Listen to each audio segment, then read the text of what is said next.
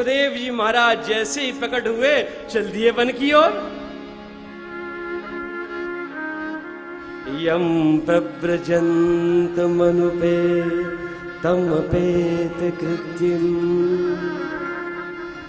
द्वैपायनो विरह का तराजुहावा पुत्रेति तन्मयतया कर्गोभिनेदुस् तं सर्वभूतहृदयं मुनिमानतोऽस्मि।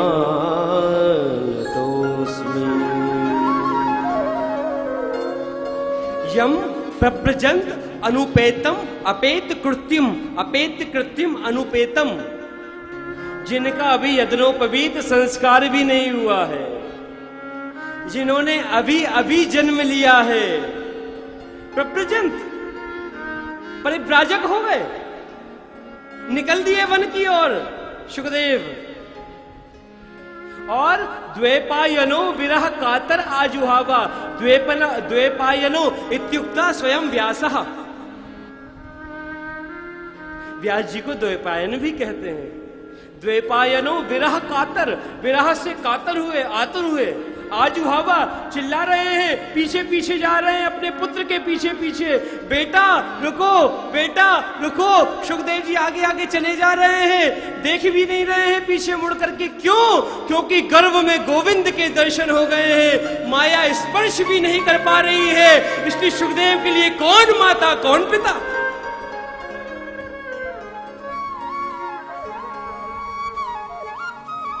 चले जा रहे हैं पीछे पीछे, बेटा रुको, बेटा रुको, परंतु सुखदेव देख नहीं रहे हैं पीछे मुड़ करके।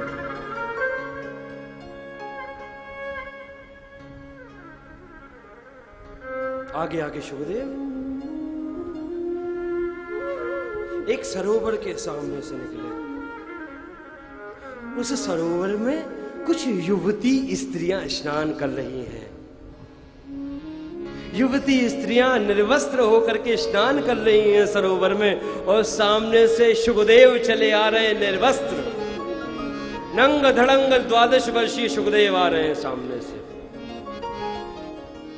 युवती स्त्रियों ने देखा सुखदेव को, परंतु पूर्वतः पूर्व की भांति स्नान करती रही, कोई फर्क नहीं पड़ा। सुखदेव सामने से होकर के निकल गए, पूर्व की भांति स्नान कर रही हैं, परंतु तभी कर्ण में ध्वनि प्रविष्ट हुई, बेटा रुको, बेटा रुको। जैसे उन युवती स्त्रियों के कर्ण में ध्वनि प्रविष्ट हुई, देखा तो दूर से वेदव्यास जी आते हुए दिखाई दिए। जैसे ही वेदव्यास जी को आते हुए देखा, तत्काल वह युवती स्त्रियां सरोवर से निकली और अपने अपने वस्त्र धारण करने लगी। वेदव्यास जी ने इस दृश्य को देखा, बड़ा आश्चर्य हुआ। पास आए, पास आकर के उन युवती स्त्रियों से पूछा, बेटी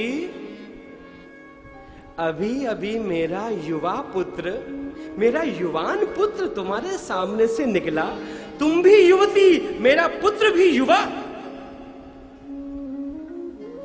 तुम भी निर्वस्त्र, वो भी निर्वस्त्र, तब तुम्हारी लज्जा कहां गई थी? तब तुम्हें यह भान नहीं आया कि हमें वस्त्र पहनना चाहिए? और मैं तुम्हारी परबाबा की उम्र का, मुझे देख करके लज्जा कर रही हो, मुझे देख करके वस्त्र पहन रही हो?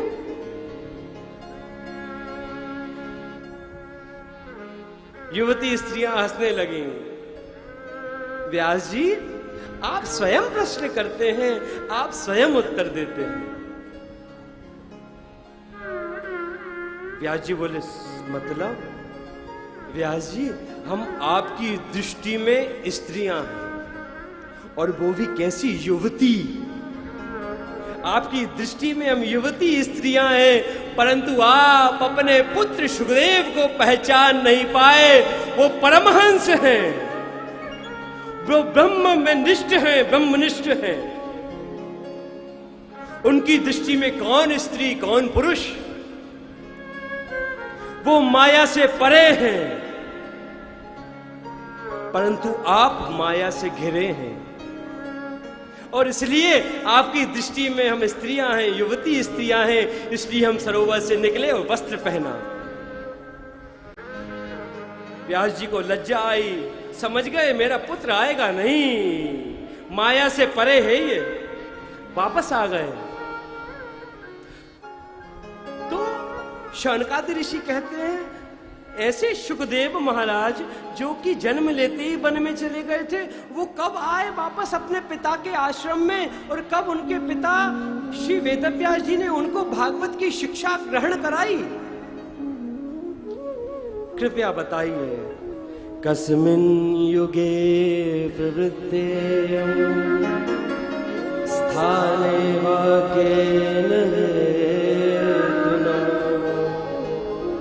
कुतः संचोदिता कृष्णा कृतवान् संहिता।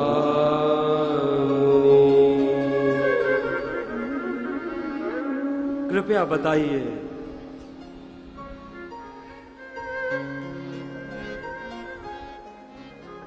सूत जी कहने लगे, शौनकादि ऋषियों, सबसे पहले तुम्हें बताता हूं भागवत की रचना कहां हुई।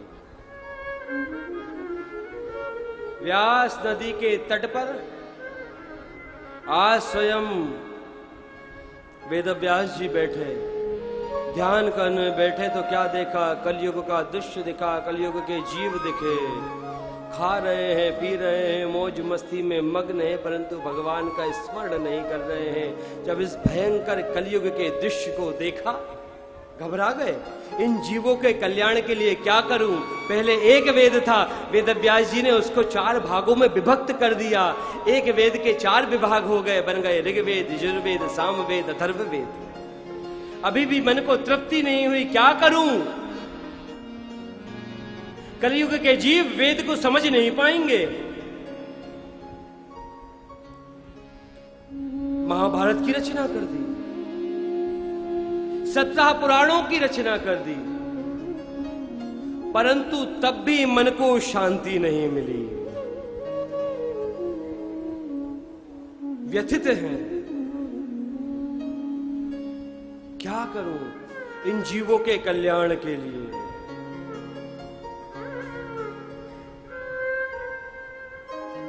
भगवान का स्मरण कर रहे हैं, तभी नारद जी पधारे। नारद जी को निवेदन किया, महाराज मैंने बहुत से शास्त्र बना दिए, वेद बना दिए, उपवेद बना दिए, 17 पुराणों की रचना कर दी, परंतु अब भी मेरे मन को शांति नहीं मिली। क्या करूं जिससे कि मनुष्य का कल्याण हो, कलयुगी जीवों का कल्याण हो? क्या करूं?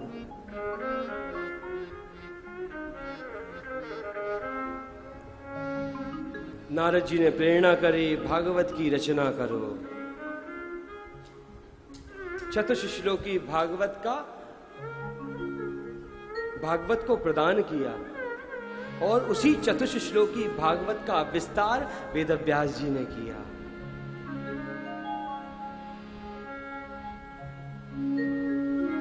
नारद जी उपदेश करके चले गए। जब रचना करने बैठे तो व्यास जी सोच रहे हैं कैसे लिखूं? मैं बोल सकता हूं, कोई लिखने वाला तो चाहिए। कौन लिखेगा? किसको बुलाऊं जो शुद्ध शुद्ध लिखे?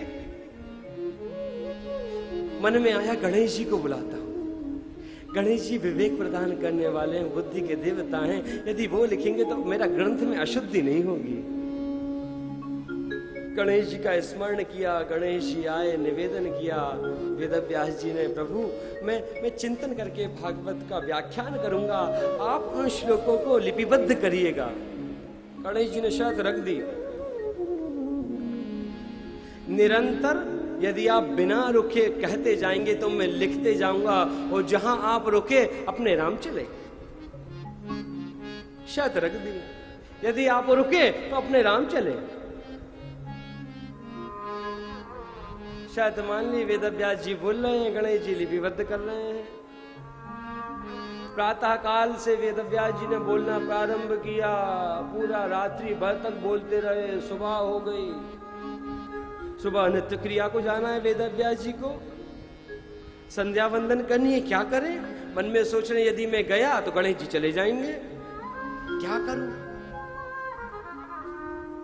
वेदव्यास जी ने भी क्या किया, 25-30 श्लोक एक साथ बोल दिए, ऊपर नीचे कर दिया, व्याकरण की अशुद्धि कर दी। लिखने वाला कोई सामान्य थोड़ी है, स्वयं गणेश जी हैं, अशुद्ध कैसे लिखते हैं, अक्रम में कैसे लिख सकते हैं? व्यास जी ने तो एक साथ श्लोक बोल करके चले गए और गणेश जी महाराज उसको क्रमबद्ध कर रहे हैं, अशुद्धियां दूर कर रहे हैं। जब तक क्रमबद्ध करते, अशुद्धियां दूर करते, तब तक वेदव्यास जी पुनः आकर के बैठ गए और फिर से आगे बोलने लगे। यही क्रम चल रहा है। 7 दिन में भागवत लिखा गई।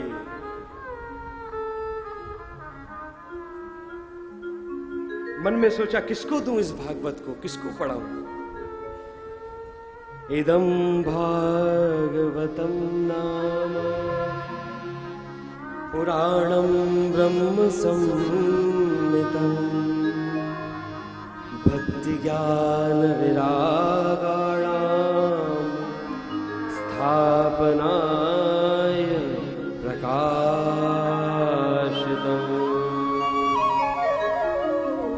भागवत बन करके तैयार हो गई।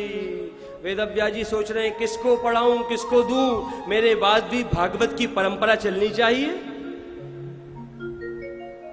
सप्तऋषियों का ध्यान आया, सोचे दुर्वासा को बुलाता हूं, दुर्वासा को देता हूं। मन में आया नहीं नहीं, ये परमहंसों की सम्यता है, ये तो किसी ऐसे ऋषि को देना चाहिए जिसने काम पर विजय प्राप्त की हो, जिसने क्रोध पर विजय प्राप्त की हो, जिसने लोगों पर विजय प्राप्त की हो। ऐसे किसी ब्रह्मर्षि को, ऐसे किसी ऋषि को देना चाहिए। दुर्वासा का ध्यान आया तो मन में आया दुर्वासा ऋषि अभी भी क्रोध पर विजय प्राप्त नहीं कर पाए हैं। सोचा इस समय नंबर 1 पर विश्वामित्र चल रहे हैं, विश्वामित्र को बुलाऊं, विश्वामित्र को दूं।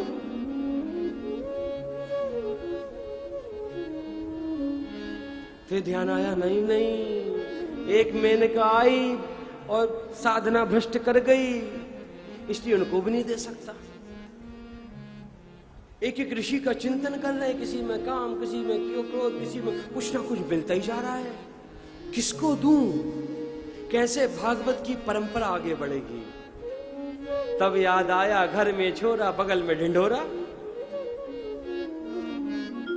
अरे मेरा पुत्र शुकदेव जो कि स्वयं परमहंस है, उसने तो काम पर भी विजय प्राप्त की है, क्रोध पर भी विजय प्राप्त की है, लोगों पर भी विजय प्राप्त की है, परंतु उसको बुलाऊं तो बुलाऊं कैसे? वो तो कंदराओं में, गुफाओं में ब्रह्म का चिंतन कर रहा है। सही वेदव्यास जी ने अपने कुछ शिष्यों को बुलाया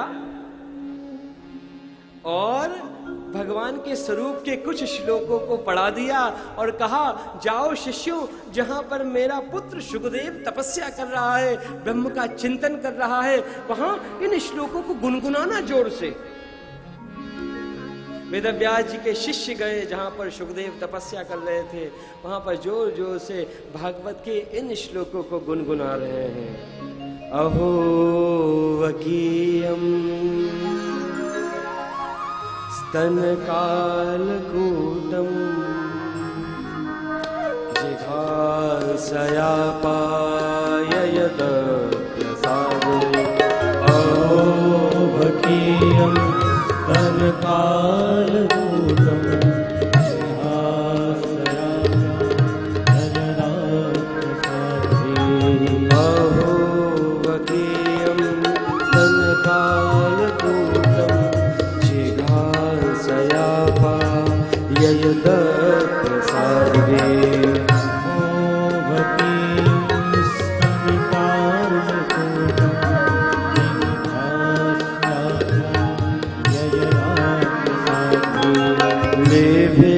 गतिं धातुचितां ततोऽन्यं कं वा दयामं शरणं व्रजेम।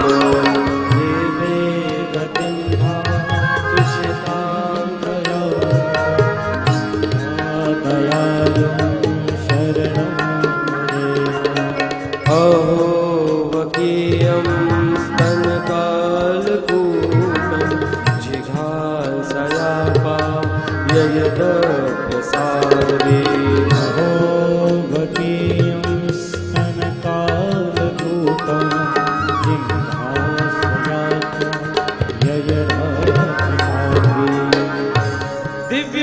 इन श्लोकों को गुनगुना रहे हैं। इसमें भगवान की कृपा का, करुणा का वर्णन है। दूसरे शिष्य ने दूसरा श्लोक गुनगुना दिया। वरहा पीडम नटवर बपु कर्णयो कर्णिकारम बिभ्रत बासा कनक कपिशम वैजयंतीम च मालाम रंध्रान वेणो रदर सदया पूरयन गोप वृंदई वृंदारण्यम स्वपद रमणम प्राविशद गीत कीर्ति। वरहा पीडम नटवर बपु, नट के समान जिसका बपू है, सुंदर शरीर है। कर्णयो कर्णिकारम, जिस कर्णयो कर्णिकारम, यहां पे एक वचन और दो वचन का प्रयोग किया गया। कानों के लिए दो वचन, परंतु हाँ पुष्प के लिए एक वचन। अर्थात दो कान है, परंतु एक कान में कनेर का पुष्प लटकाए हुए हैं भगवान, उसका कुंडल है।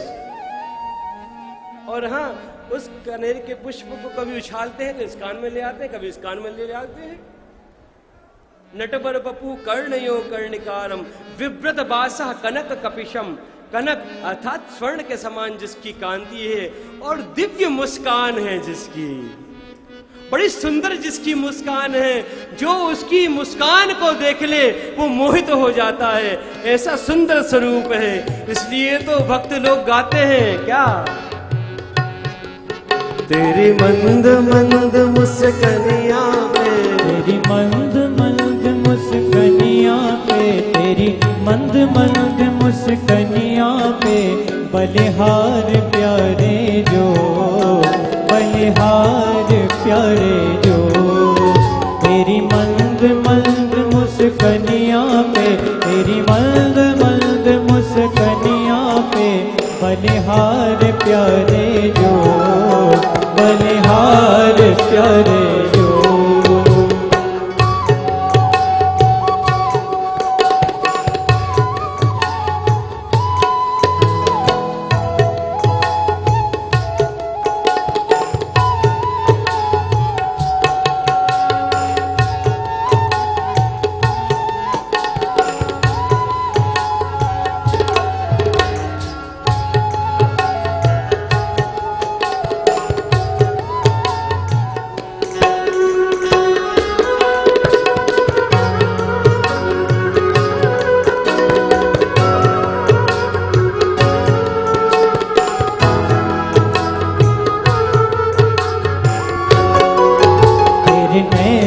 जब मतवारे मटके ये कारे कारे, मटके ये कारे कारे, तेरे नैन अजब मतवारे मटके ये कारे कारे, मटके ये कारे कारे। ओ कारे कारे कारे कारे, ओ कारे कारे कारे कारे, तेरी तिरछी सी, तेरी तिरछी सी चितवनिया पे, तेरी तिरछी सी चितवनिया पे बलिहार प्यारे जो, बलिहार प्यारे जो। तेरी मंद मंद मुस्कनिया पे, तेरी मंद मंद मुस्कनिया पे बलिहार प्यारे जो, बलिहार प्यारे जो।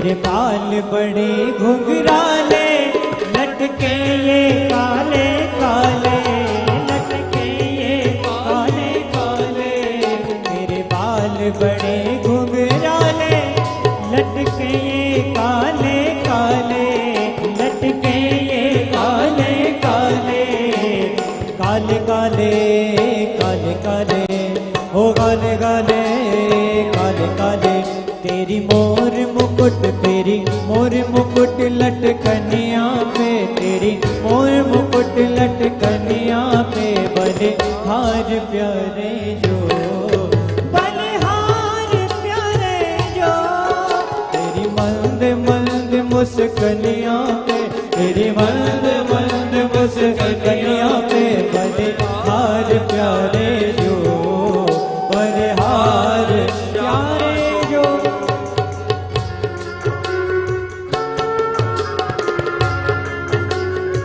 हरि बोल काली सेवा।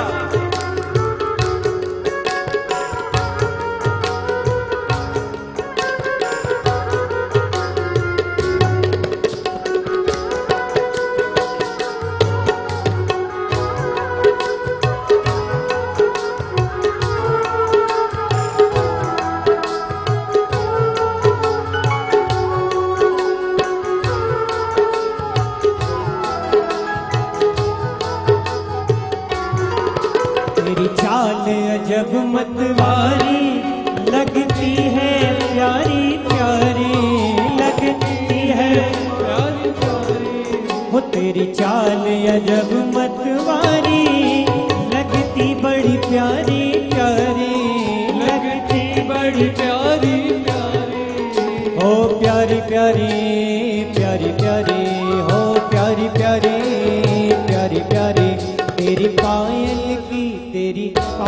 की पैजनिया पे तेरी पायल की पैजनिया पे बलिहार प्यारे जो बलिहार प्यारे जो तेरी मंद मंद मुस्कनिया पे तेरी मंद मंद मुस्कनिया पे बलिहार प्यारे जो